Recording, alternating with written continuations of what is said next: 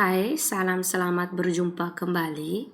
Di video saya kali ini, saya akan menerangkan cara menggunakan jangka sorong secara langsung. Nah, ini alat yang namanya jangka sorong.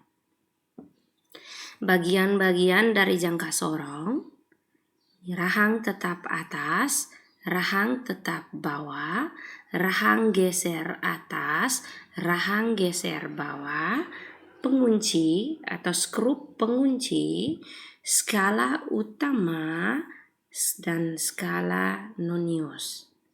Fungsinya, untuk rahang tetap atas, fungsinya ini adalah untuk mengukur diameter dalam dari sebuah benda.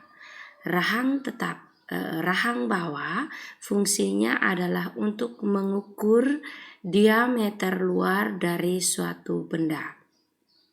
Pengunci atau skrup pengunci yang ini fungsinya adalah untuk mengencangkan rahang geser. Karena rahang geser ini bisa digeser ketika kita sudah mengukur suatu benda dalam posisi yang pas. Skrup penguncinya bisa kita kancing agar rahang gesernya tidak bisa digerakkan lagi. Kemudian ada satu bagian belakang ini fungsinya adalah untuk mengukur kedalaman dari suatu benda. Ketika benda diukur kedalamannya, maka rahang geser ini kita geser.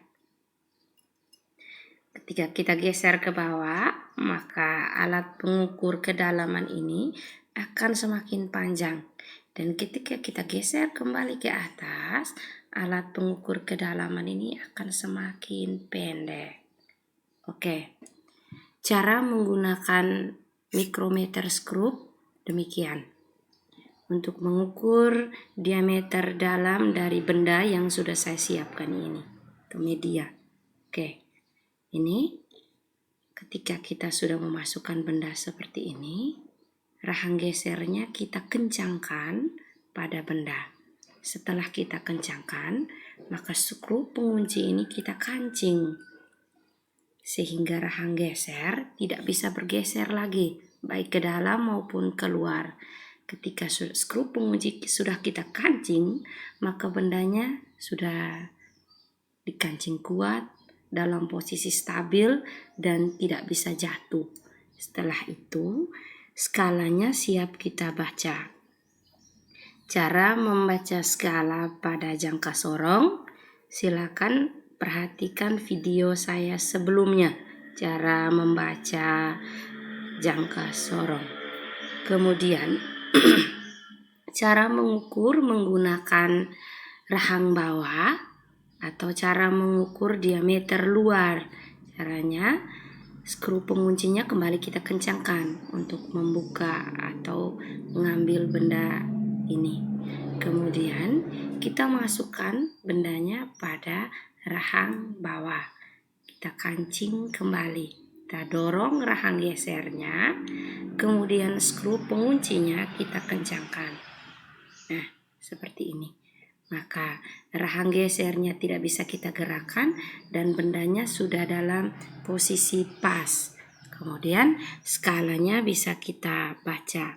Sekali lagi, cara membaca jangka sorong, perhatikan kembali video yang sudah saya tayangkan sebelumnya. Kemudian terakhir, cara mengukur kedalaman dari suatu benda.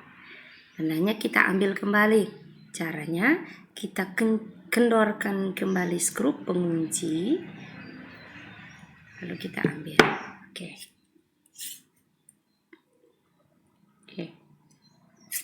Ini bendanya, kita ukur kedalamannya seperti ini.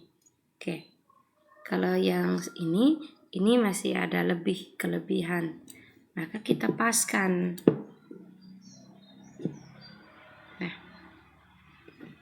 Seperti ini.